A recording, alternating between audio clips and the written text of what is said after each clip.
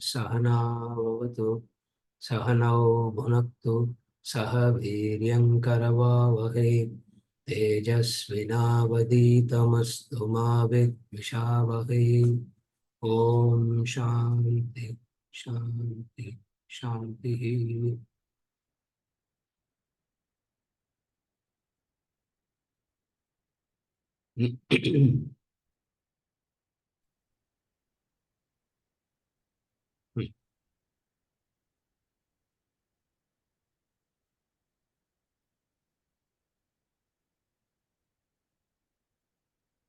Question, Ranjani.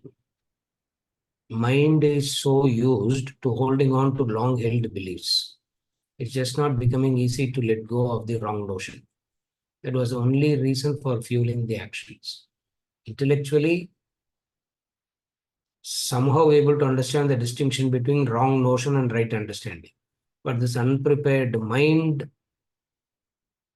unprepared, stubborn mind is simply not cooperating. Mind is neither able to let go of the wrong notion nor able to embrace the right understanding. Acceptance is taking time. Till the acceptance happens, what will one do with such a relationship which was built on wrong notions? The question, till acceptance happens, what will one do with such relationships which was built on wrong notions? Answer.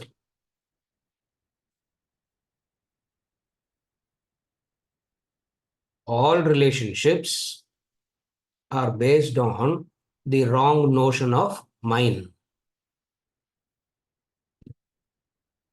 The starting point of relationship is mineness. So the wrong notion, the starting point of relationship is always is mineness. Remove the mineness, there is no relationship that we have with anybody. When I say we don't have any relationship, means it is like a stranger in the park. Without mindness, it is like stranger in the park. We don't have any hatred towards a stranger in the park, nor are we willing to perform any sacrifices for that person in the park. At the most, what the person leaves the wallet behind, you will pick it up and return. And if the person takes the wallet from me without thanking you, what will happen? The person has left the wallet in the park. You pick up the wallet, chase the person and hand over the wallet. And the person just grabs it from your hands and walks, doesn't even turn back and say thank you. What will happen? Next time you think from next time onwards, I should not do any of these kinds. I should mind my business, I will say, isn't it? So every relationship, all relationships stems from a notion of mindness. And the mindness notion is wrong. Because the notion of mindness is wrong, down the line, all relationships are bound to be wrong because the notion of mindness is wrong. Okay. Then how do we relate?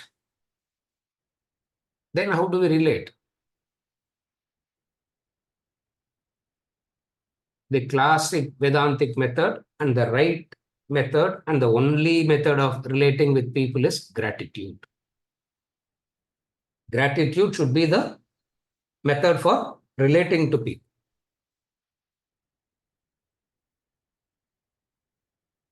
Gratitude, the moment we bring in gratitude, it instantly becomes universal. Gratitude not to specific. Gratitude not to specific. That is why we say Rina. Rina means indebtedness at birth.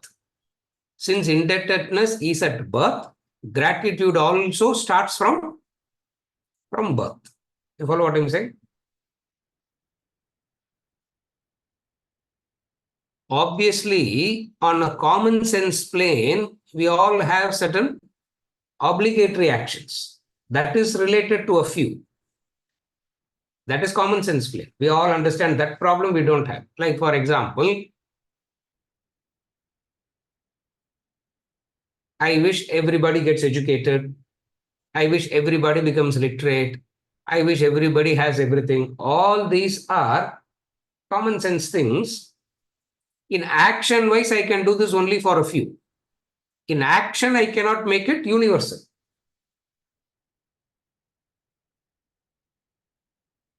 I would want the whole world to be literate. I will want the whole world to be disease free. In action, I can only help a few. So that few is decided by obligations. So even then, there is no minus. Even though there is no minus there. So what is the wrong notion behind relationship? Minus is the wrong notion. Why do we call it as the wrong notion? Because we come individually, we leave individually. We come as an individual, we leave as an individual.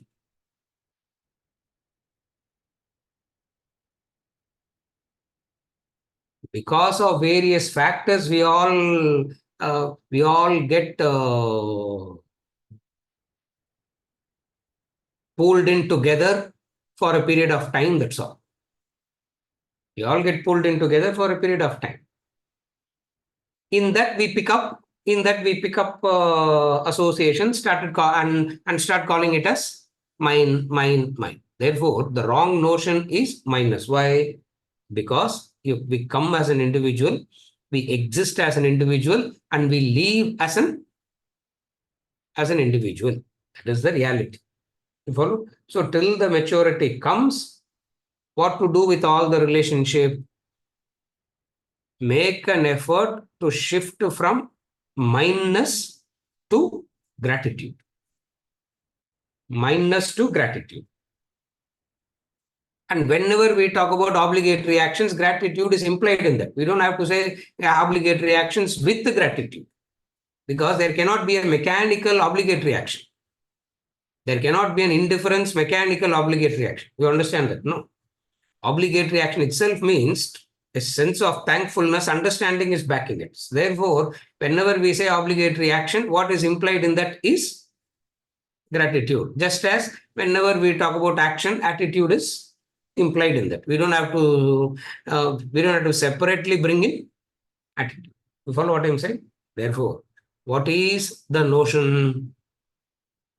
Mindness, you should be able to mindness, you should drop and shift it to gratitude.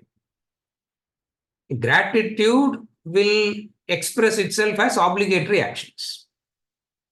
I can't say I'm grateful and stay quiet. You can't do that. See, the moment you feel grateful, a irresistible urge to do something will come. Correct? See, the moment gratitude, supposing the person is not, I'm saying that I'm ready to do anything, I'm ready to do anything, you also say, oh, thank you, isn't it? The moment gratitude comes, an irresistible urge to act comes. There is no asking after that. There's only doing.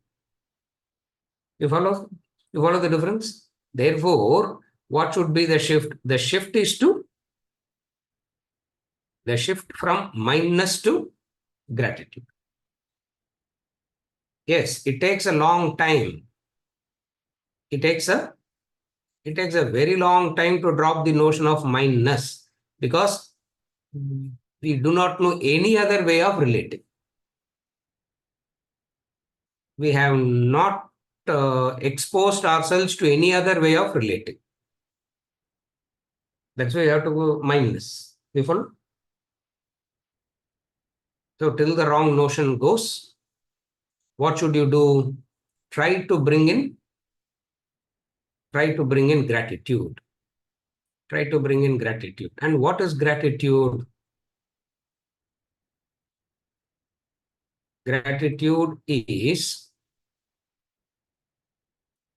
some help that everybody around you has done when you are at your lowest. That is gratitude. You follow? A person conducts a wedding, and the wedding expenses is 1 crore, 10 million. A person conducts a wedding for 10 million. A person conducts a wedding for 20 million. What you should do in that wedding? You don't carry any gift to that wedding. You don't wear that's a sheer waste. You follow? Somebody is struggling to pay the fees. Somebody is struggling to pay the fees. You help them. You are gifting here. You are gifting in a wedding also. Is there not a difference between the two? What would you be grateful to? What would you be grateful to? In the case of somebody paying the fees. You follow what I'm saying? Why? Because that's how gratitude functions.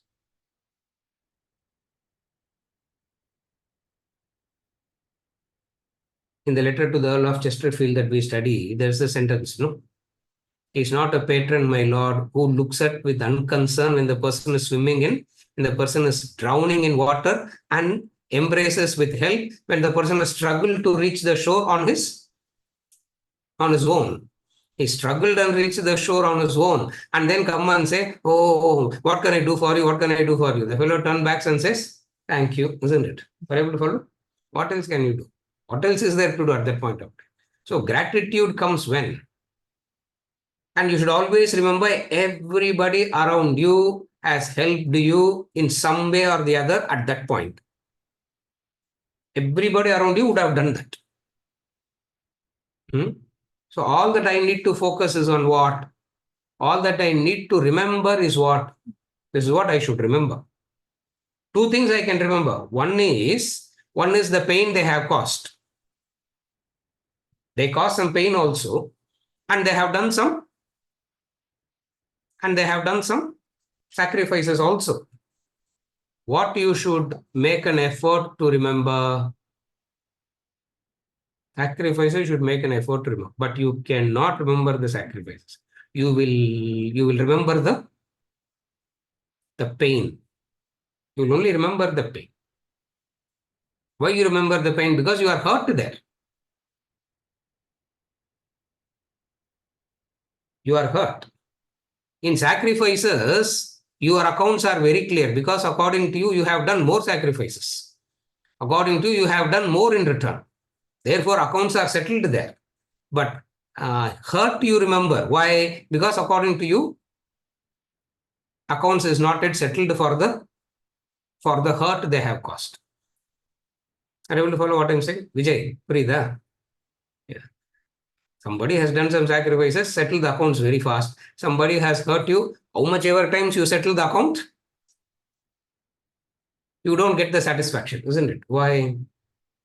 That's the very nature of mindness. It's the very nature of mindness.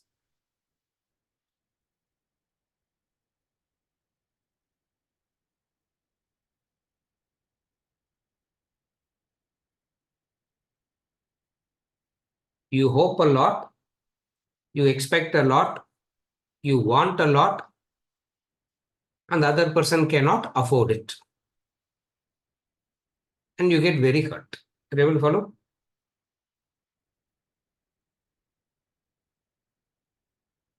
You ask for thing, you ask from other what the other cannot afford. Whose fault it is? Is it their inability to afford or your expectations? It's your expectations, it is at fault, not because the person simply cannot afford, isn't it? The person doesn't have affordability, means that person doesn't have it. You want selflessness from a person who doesn't have selflessness. Whose fault is it? Able to follow? You expect selflessness from a person who doesn't have selflessness. Are you able to follow? Another possibility. You want a preferential treatment from a person, and in that person's list, you don't exist in that person's list. Again, I repeat. You want a preferential treatment from a person, and you don't exist in the list of that person. You can't say, when somebody is there in that list, why can't I be in that list? That is, whose fault is it? That's your fault. Can you follow? That's where you get hurt. Therefore, what is the right way of understanding? The right way of understanding is mindness, remembering through gratitude. You follow? Any other clarification? Some more is there, no? You asked as a rhetoric question. In the three, where do you lose stability? Situation, problem, crisis. Then I told myself, I wonder, when was I ever stable to lose stability under any of the given options? Instability is what is driving the whole thing. Is the above statement my imagination, or is it the fact? Again, I repeat the question. Situation, problem, crisis. In the three, where do you lose stability? And I said, in a crisis, you lose stability. That's the answer I gave as a rhetoric. Then clarification. I wonder, when was I ever stable to lose stability under any of the given options? Instability is what is driving the whole thing. Is the above statement my imagination, or is it a fact? It is imagination. It is imagination, because we face situations and problems a lot. Crisis is always a few, and that few crises that we face itself is enough to upset you completely. We don't face crisis, we don't face instability and all this kind of things all the time. Just that one or two things, it's that one or two has the potential to upset you completely.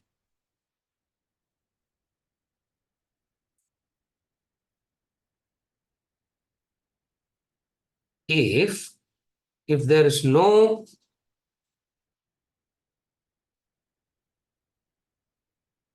supposing there is no basic stability at all, we simply cannot survive. We would have been torn apart. We all have a basic, there is a basic stability, but that one or two things that is not going my way is enough to upset the rest. You follow?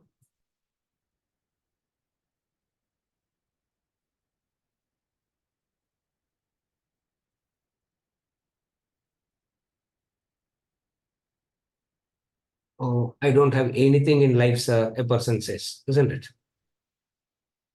What will you turn back and ask?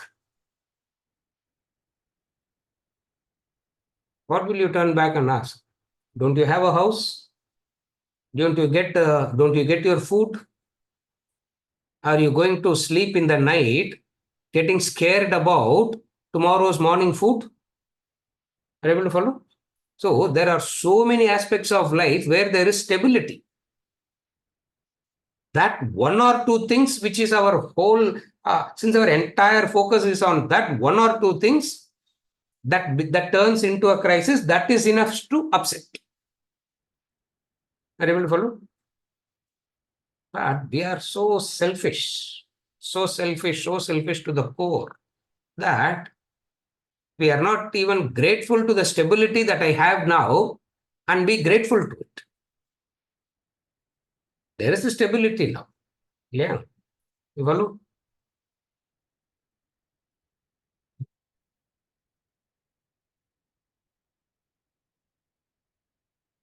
What a comfort and stability that I can just walk into the room and use the remote and change the climate in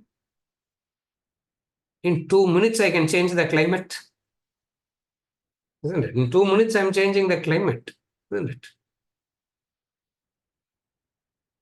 Changing the climate to an extent where, yeah, 18 degrees, keep the AC at 18 degrees. Use a blanket and cover and sleep when outside is 42 degrees.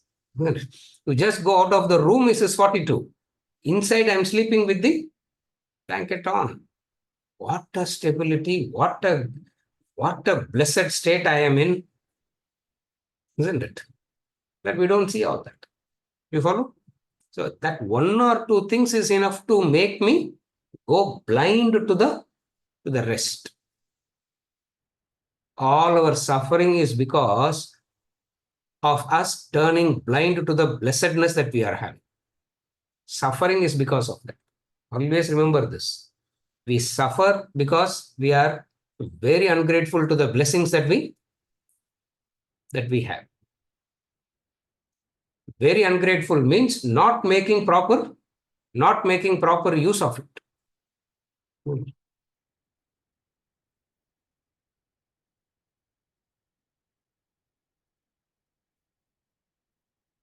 Yesterday, one of the person was telling me, sir, I can't work under pressure, sir. I said, say that again. He said, I can't work under pressure. Okay. I said, okay. What do you do now? I said, nothing can be done. Go home. Go home and sit. Because what else can you do? What do you mean I can't work under pressure? You follow? What she's saying is, if I feel like going to work today, I will go. My boss should agree. If I feel like leaving halfway through, I will leave. And my boss should agree. Here, who will agree? Will you agree in the first place? You follow what I'm saying?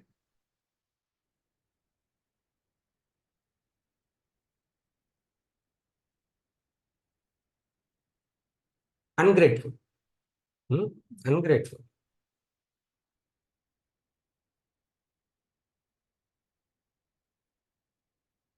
I said, for all practical purposes, you should be paying your boss salary, I said, for keeping you employed.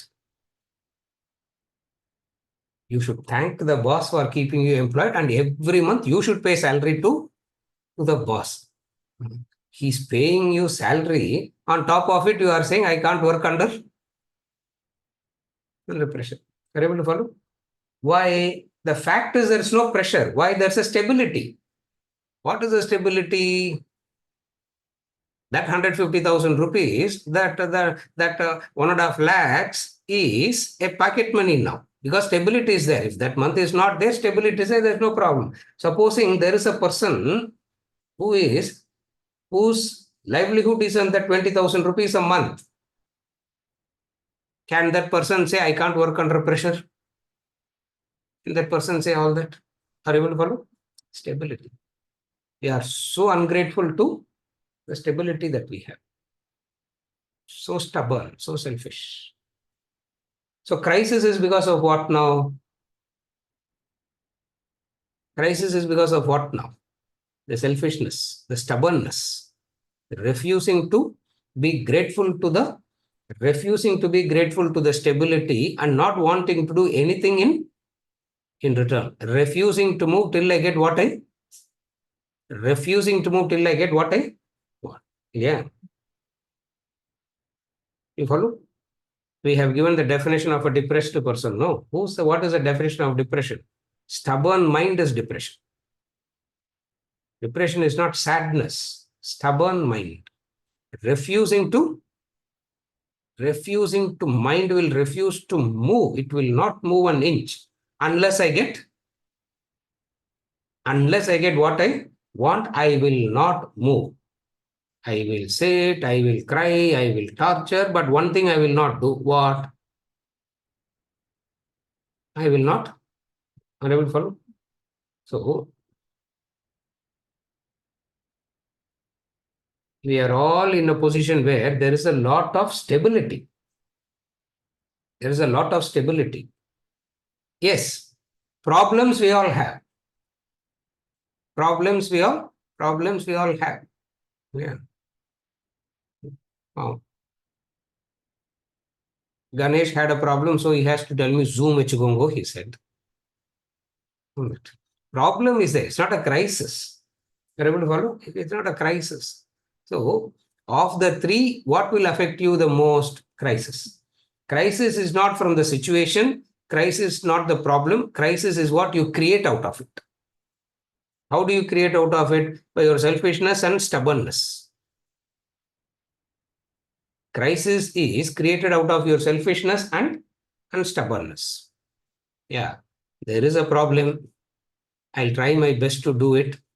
If I, even after trying my best, if nothing is happening, thank God that is my prarabdha, and I will put up with it and go through it happily.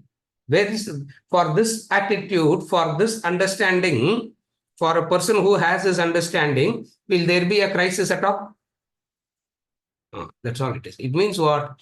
Situations are not, situations do exist. We don't deny that. Situations do exist. Problems can arise. Crisis don't. Crisis don't. That's what in the Bhagavad Gita Krishna said. How can you get dejected by looking at this battlefield as a crisis? How can you get dejected, Arjuna? How can you, what foolish vision you have about this battlefield that you are calling it as a, that you are calling it as a crisis? That's no crisis. You follow? Instability is not at the core. Ignorance is the core. Always remember, at the core, what is the human being's problem? Ignorance. Ignorance is the problem.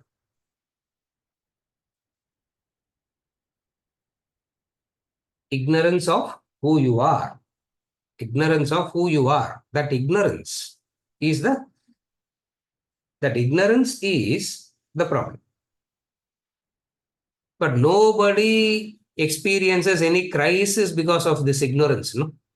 Have you ever experienced crisis because of this ignorance? Oh, sir, I don't know who I am. I'm in a crisis that I don't know who I am. Have you ever felt it? Don't worry. If a person has felt it, that person won't be sitting here. I will be prostrating to that person. Are you able to follow? Crisis means what? Crisis means, yeah, one crisis, the identity crisis. For Vedanta, there's only one crisis, and that one crisis has to be identity crisis. And what is that identity crisis? Not knowing who I am. Remember, Shastram is the pramanam to tell you who you are. You don't know who you are. Again, I repeat, you don't know who you are. Shastram is the pramanam to tell you who you are. That is the variable to follow. If at all a human being should face any crisis, identity crisis. So many times I have said this story, no? Rama went and knocked at Vasishta's door midnight. Yeah. Vasishta asked from inside, who's there knocking? Who's there knocking? Rama said, I'm knocking only to find out who I am. Some discourse you gave in the afternoon and you are sleeping peacefully. Now I'm not able to sleep. You created the identity. I was very happy thinking that I am Rama, son of Dasharatha, one day going to be the king, etc. I am so happy with this clarity of who I am. You unnecessarily came and some lecture you gave in the afternoon, and you sleeping peacefully. I lost my sleep. I am in a crisis, he says. If at all a human being should experience crisis, that should be the only crisis. In fact, there is this crisis which we don't even recognize. What we see as crisis is not crisis at all. There is a crisis, real crisis, and we don't see the real crisis. What is the real crisis? Identity crisis. Not knowing who we are is the real crisis. Who's bothered about that? Nobody's bothered about that. And rest are all situations they come and call as a crisis. And for situations, There are only two ways of dealing with the situation. One way of dealing with the situation is Purushartha, use your free will and do something. Using your free will and after trying to do something, if it is not working, what is the other thing? Purushartha opposite? Prarabdha. Agamapaino nityaha tam titikshasva Bharata. Where is the problem for this person? Are you able to follow? So there's no crisis at all. If at all you should experience a crisis, that crisis should be one of identity, not knowing who I am. Yeah. Middle of the night, you should wake up scared, not knowing who you are. Yeah. We get scared for other things which don't exist, isn't it? Real scare, we don't get. Are you able to follow? Huh. Any other clarification is still there or answered?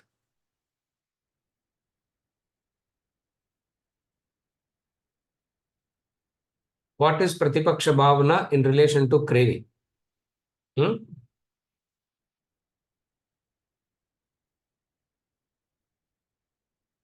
Craving,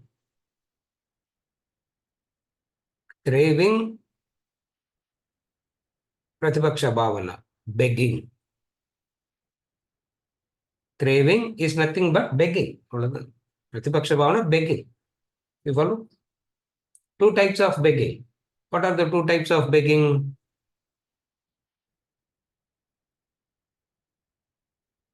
Love me is one kind of begging. What is another kind of begging? Why don't you receive my love is another kind of begging. Both are begging. Are you able to follow? One kind of begging is why don't you love me? This we understand, isn't it? Second type of beggary also, there is another type of beggary which we don't understand. What is the second type of beggary? The other type of beggary? Love me is one. Another is pleading the other, begging the other, receive my love, receive my love, receive my love, which is suffocation. Yeah. When you beg for love, that is one. Begging the other to receive your love is suffocating. Are you able to follow? So craving is beggary, Pratipaksha Bhavana. Craving should be understood as beggary.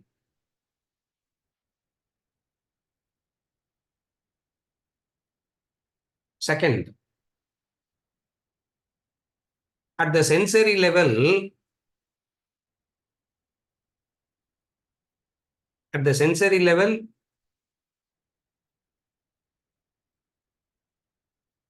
begging for more and more and more happiness, which it cannot provide you.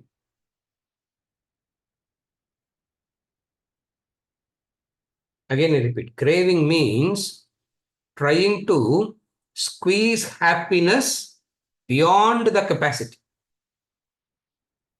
Example, sugarcane. Sugarcane has X amount of juice. You can squeeze it out. After squeezing the last drop out of sugarcane, how the sugarcane will look like? The last drop of sugar, the last drop of juice is also exact. Is taken out. How it becomes paper, isn't it? Ever touched and seen that? It's paper. It just crumbles like powder. It becomes crumbles. It is. Last drop of water is after squeezing the last bit of juice.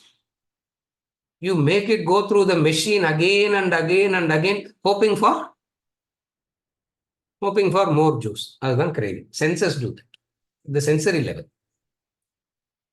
A sense object can give X amount of a sense object has the capacity to give X amount of on contact. It gives you X amount of pleasure, happiness. What is craving?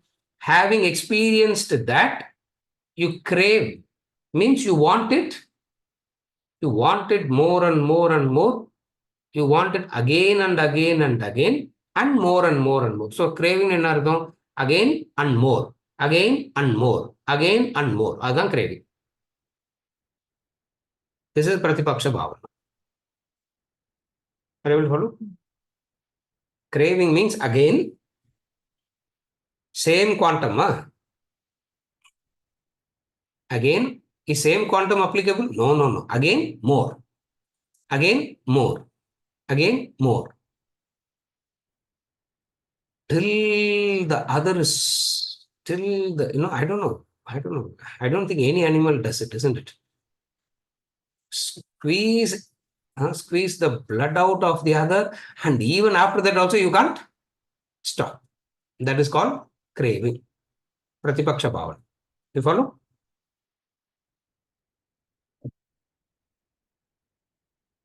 Lastly, for Pratipaksha Bhavana, use your own creative thinking and try to understand it. It will be much better. Again, I repeat, for Pratipaksha Bhavana, use your own creative thinking. Use your own visualization. Then you will understand it better, because because these are things cannot be elaborated beyond a point, because it will be repeating the same thing in different words. It won't make any sense. So unless you creatively you do it by yourself. Follow? But the formula is given. With what formula you can apply the thinking? This is the formula. Wanting more and more and more, wanting more and more and more, squeezing the other. Okay? Yes.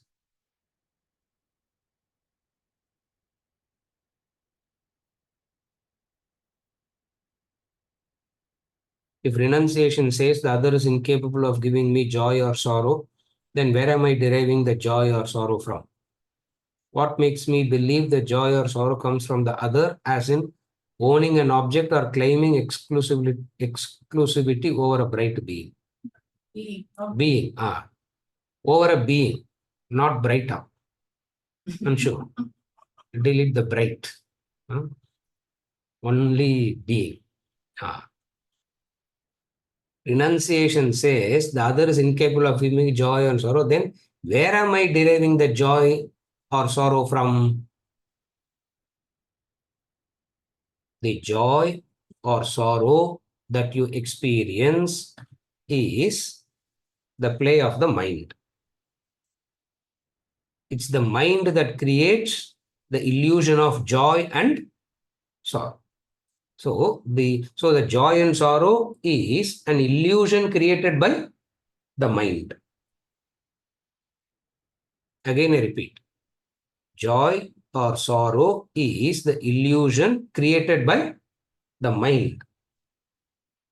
There's no joy or sorrow per se.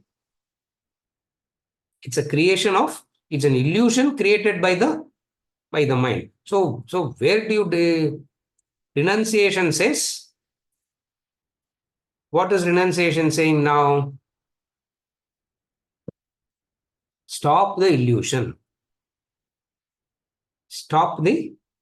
Renounce the illusion. Renounce the habit of illusion. அவ்வளவுதான் renunciation. Tena tyaktena bunjitam. Tena tyaktena bunjitam. Isavasya says, may you enjoy through renunciation. May you enjoy through renunciation.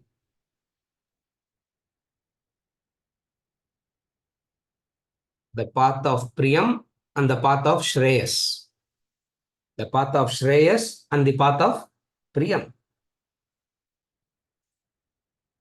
The path of Priyam leads to joy and sorrow. Inherently, there is no joy and sorrow. The joy and sorrow is an illusion created by the mind.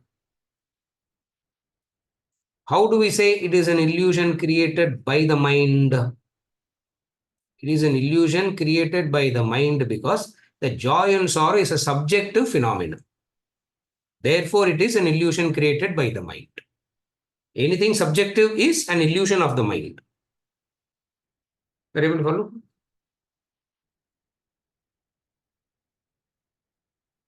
Cricket match is an event. Joy and sorrow is what? Your mind makes it. You follow?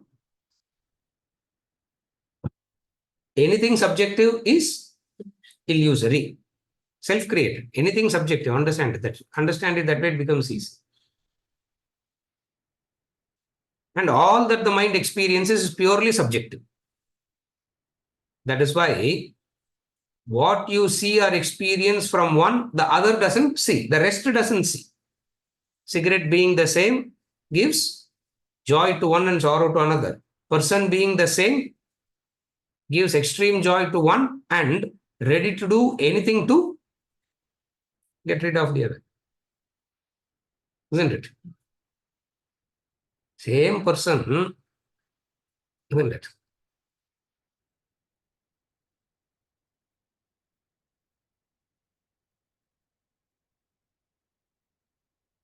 That Sri Ram's lawyer uncle passed away this morning. Very close. Very, I know him also so well. Very close lawyer. Long back, in one of the some divorce thing was going on, and I was there in the court trying to. I was telling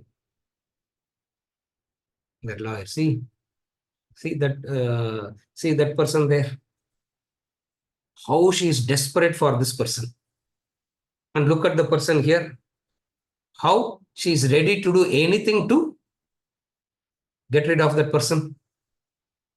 One person in the center, two are there. One ready to do anything because the other is the other is saying, holding the hands of this person, saying, no, don't worry, it will be over today. From this afternoon, we'll have fresh air in our life. Drama, all drama going on one side. On the other side, there is another person waiting for the judge to come and give the divorce order. Joy and sorrow, is it in that person or is it in the two different persons' mind? Where is it? He told me, sir, please don't come to the court. I can't do business after this. I'm seeing the madness here. I said, yes, it's a madness, no? Are you able to follow? Subjectivity. So joy and sorrow is an illusion of. Joy and sorrow is the mind's illusion because it's purely subject.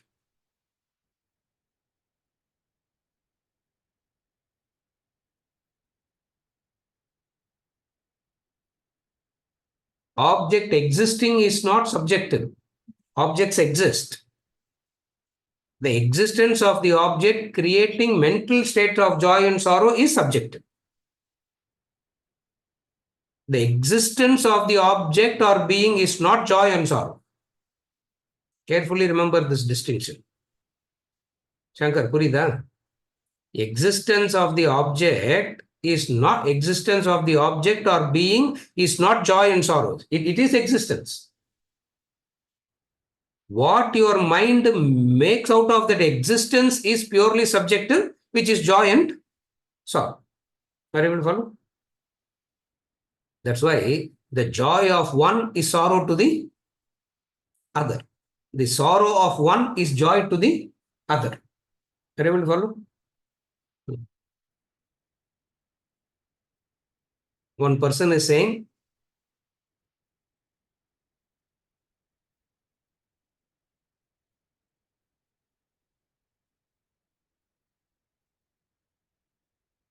without cigarette, I can't survive. Another person says, I can't stand.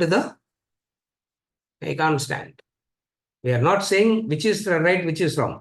Joy and sorrow is mind's illusion. That much you have to understand. You follow?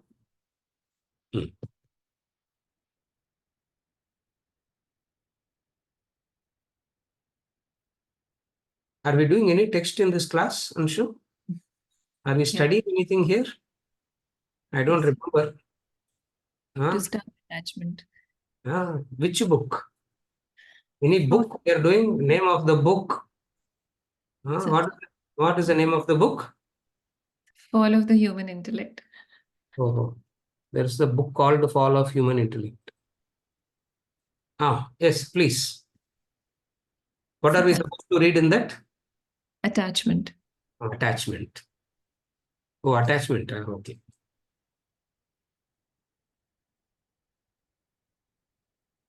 What is attachment?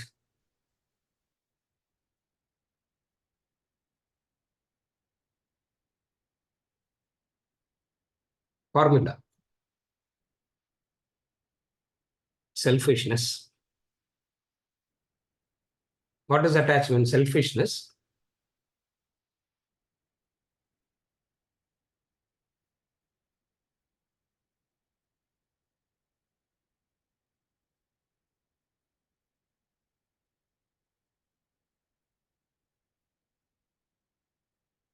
The deadliest quality of the mind is attachment. It develops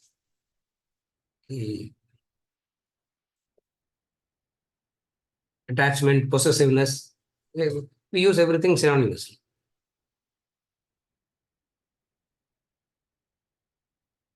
Holocaust of attachment. It is deadly. That attachment is, it's so deadly.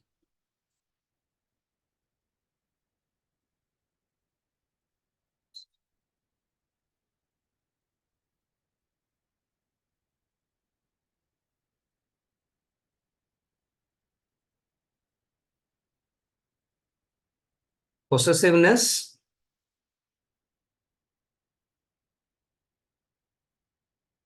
and getting disappointed because of that possessiveness. Possessiveness, disappointment. Possessiveness, disappointment. Possessiveness, disappointment.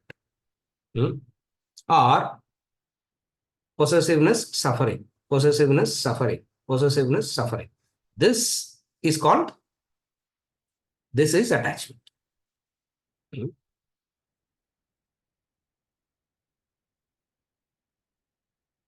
Possessiveness is exclusivity. Possessiveness is exclusivity.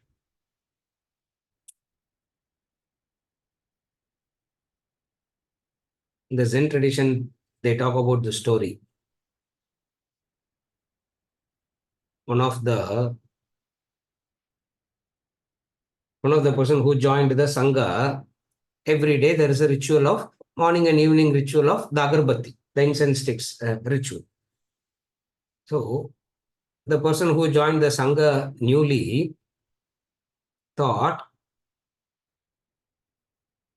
the fragrance of my agarbatti should come only to my Buddha. There are hundreds of Buddha statues, hundreds of people sitting and showing agarbatti. So this person thought my agarbatti fragrance should come only to my Buddha. As a result, what that person did? Covered the Buddha statue with the incense stick. What would have happened in 10 minutes? What happens in 10 minutes? The statue is covered with dust and dirt. Because the smoke, no. That's attachment. That's what attachment is. Covers with dust. Covers with dirt.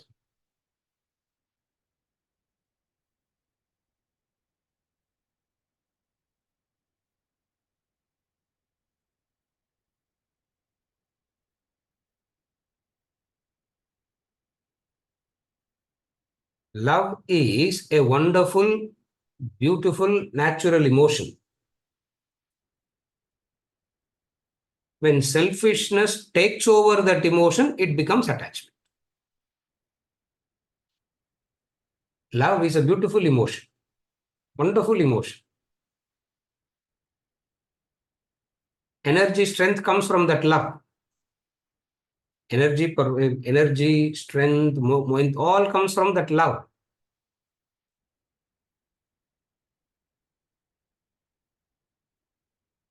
You can't get rid of, you should not get rid of that love. You should get rid of the selfishness in that love. So, I need to carefully segregate. What is a segregate? Selfishness in the love. There is a selfishness in the love, and that should be, and what you should segregate, you should know how to segregate. Annapakshi segregation, this is, isn't it? They say, no, that mythological bird knows how to segregate. What is the segregation it can make? What is the segregation it can make? Milk and water. Oh, I don't know. If water content is taken away, what will remain as milk? I don't know, isn't it? They talk about that bird who can segregate milk and. So, what you should segregate? Segregate the selfish. Love is wonderful. Love is beautiful. You should not get rid of love. If you get rid of love, we become like any other, like what we call as a stone, dead wood. So it is not about. It's not about transcending love. It is about transcending selfishness. What is selfishness means? Exclusive ownership. What is selfishness? Exclusive ownership. So everything has to be filtered through me. Everything should be, I should be the priority always. 24/7, I should be the priority. And whoever says yes to that, you feel very happy. You will say, wow, we both have developed a very good understanding, sir. What understanding? You said, I will keep you as a priority, and the other said, you will both took a vow to each other. What is the vow? That we both will keep each other as the priority, exclusivity, and it won't work. And it won't work. Why? Because the purity of love is such that the purity of love, the nobility of love is such that it cannot be contained like that. It should not be contained. But what the human mind does, it tries to, you follow.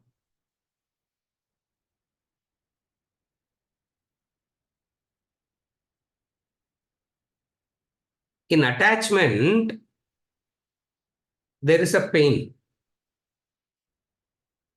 In attachment, there is a pain.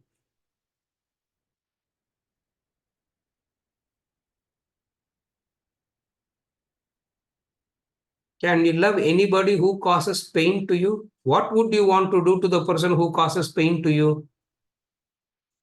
Revenge, isn't it? Revenge. You want to stab the person to death. Bring the person back to life again and stab again, isn't it? You will not be satisfied stabbing that person to death once. After stabbing, bring the person back to life, stab again. Bring the person back to life and stab again. Why? Because attachment has caused enormous pain, and whoever causes pain, you will want to hurt.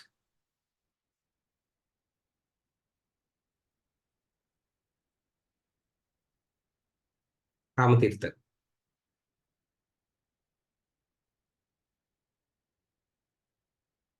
You get attached to an object, that object will leave you. You get attached to the being will leave you. That's all. It's a law, he says. It's a law. It's dharma, it is. Law means dharma. Because he was talking to an English audience where they don't know the word dharma, he kept on saying, it's a law, it's a law, it's a law. It is dharma. What is dharma? You get attached. That one to which you are attached will leave you. You cannot stand after a while. You cannot stand. Why you cannot stand? That is the very nature of attachment. The very nature of attachment is such that you cannot stand that. Where a few days back, a few hours back, or a few weeks, months, years back, you said, I can't live without you. Now you say, I, I can't live with you. அவ்வளவுதான். I can't live without you ல இருந்து I can't live with you.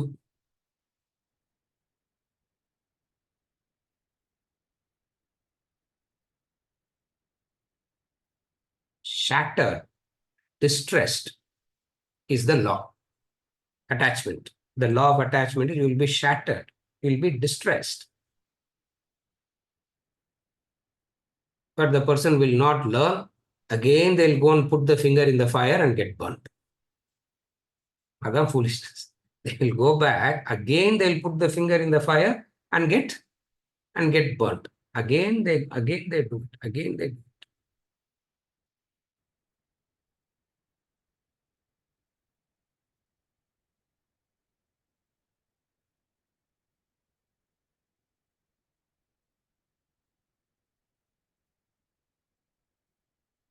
Attachment is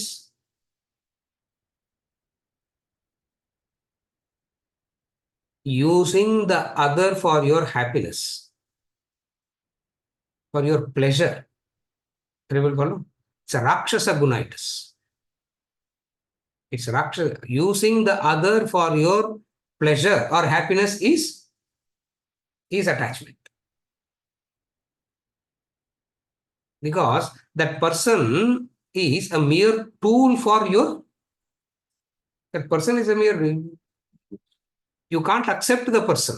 You don't accept the person. In love, there will be an acceptance. In attachment, the other is only used.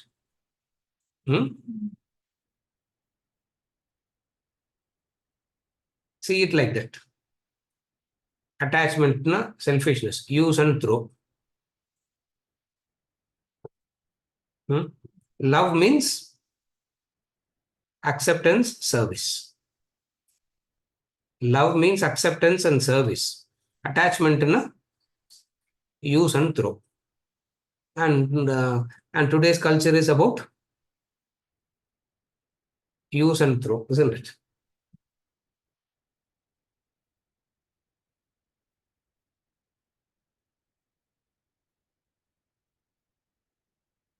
Unconditional love, sir. Unconditional love.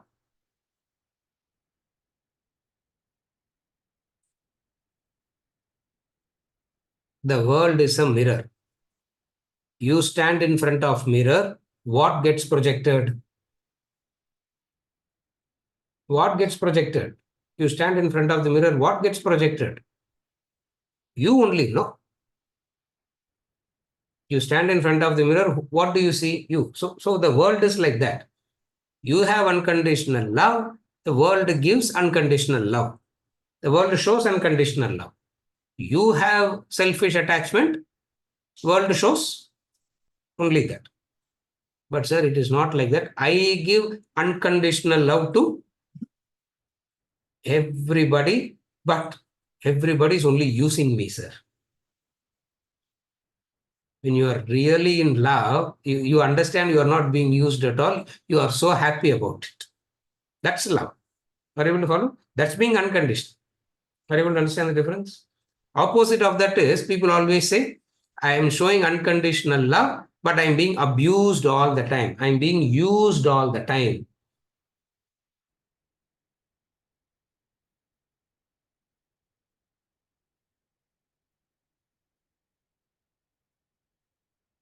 The mind is a weird entity.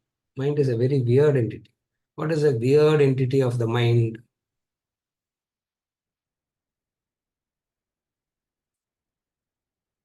Mind will say, I want to be charitable, I want to do charity, I want to do charity, I want to do charity. And anybody who comes and asks, I get irritated at the person who's asking. Are you able to follow? If you are really intending to do charity, who you will be happy with? Who you will be happy with? The person who is asking, because that's what you are That's what you are looking for. No. Mind says, I will say I am very charitable, but nobody should come and say, are you able to follow? Why? Because it wants to prove to itself that it is very noble. It wants to show off that it's very noble to itself. In reality, it's not so. In reality, it is very selfish and self-centered. That's how you understand the difference. Hmm?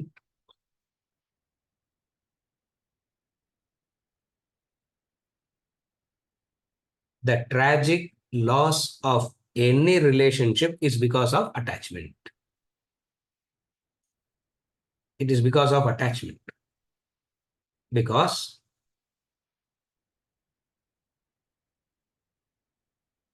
loss means a pain.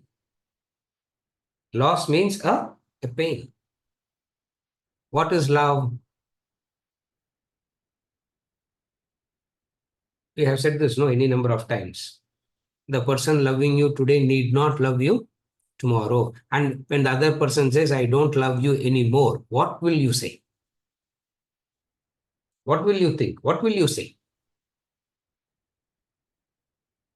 You will say that and expect the other. But when the other tells you that, are you able to follow? You will say that and say, no, I don't love you anymore. And why can't you understand that? When you love somebody and the other tells you that, how would you feel?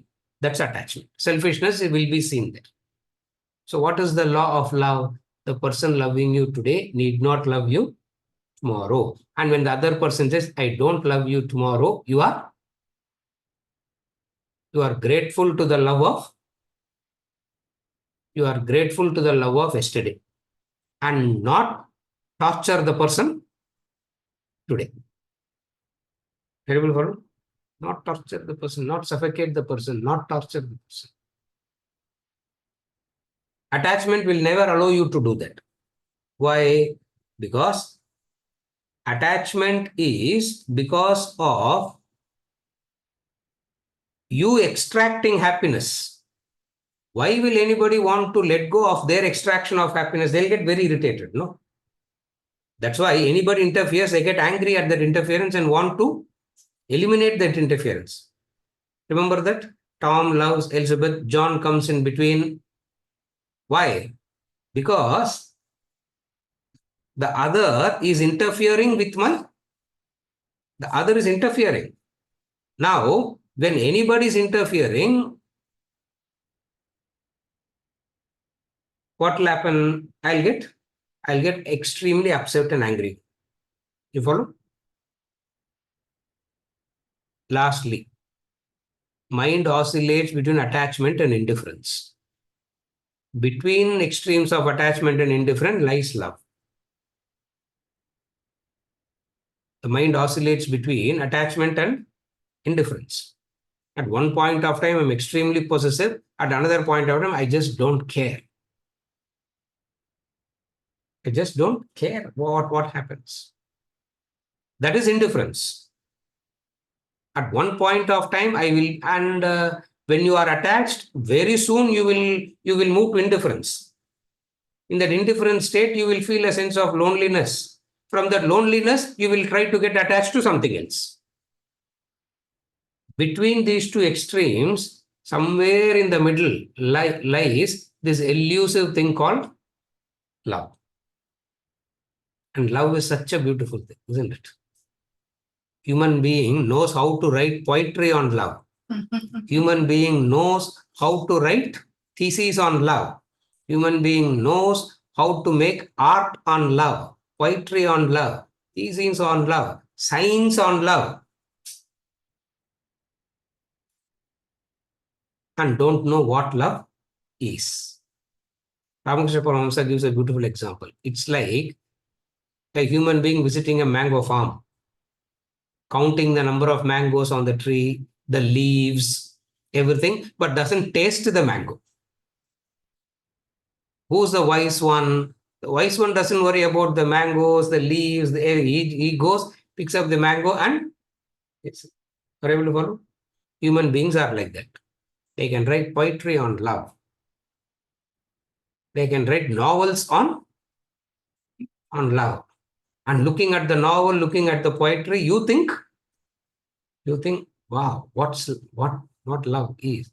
And then if you have loved, it has no connection whatsoever with love. Hmm.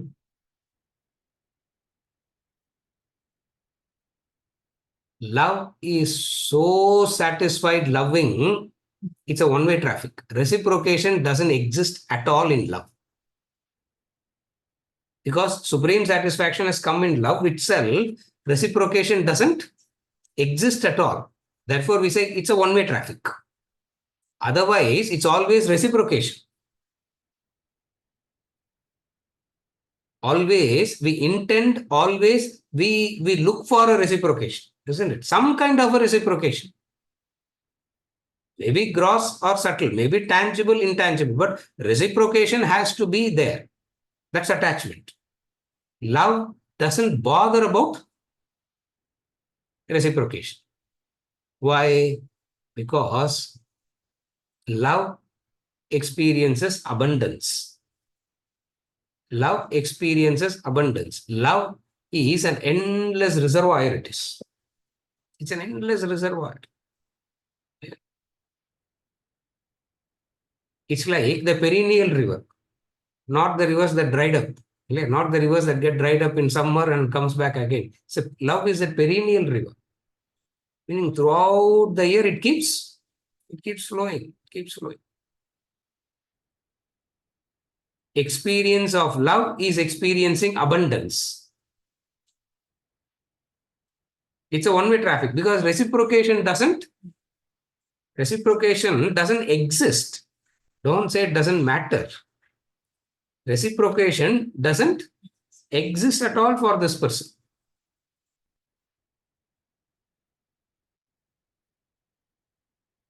That is why there will be almost there will be an element of insanity in love. Almost you can say an element of insanity in that.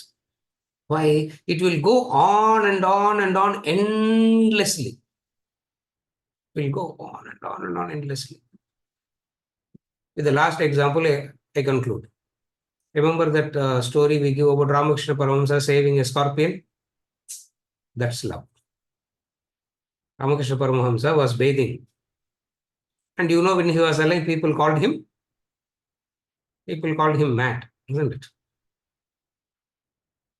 All wise people will be called mad and all ignorant people will be called wise. That is the logic of life. I don't know. Again, all wise people will be called mad and all mad people will be called as wise. Because who is looking at it? Who's the judge? Who's the deciding authority?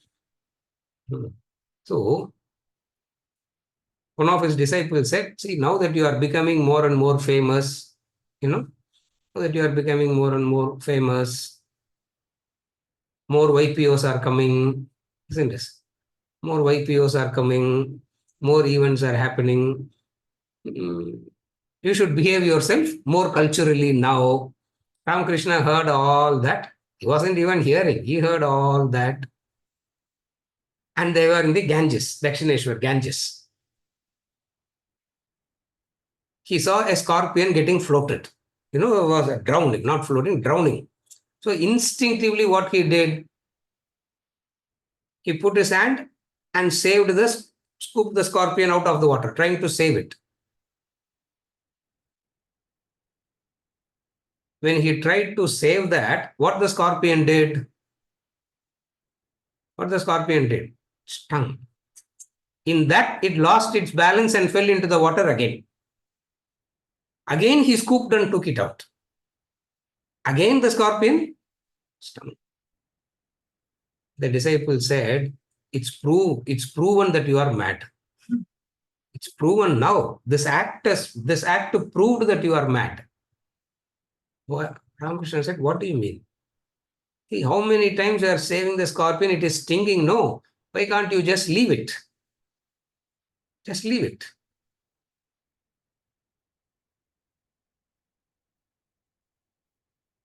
Beautiful reply Ramakrishna gave.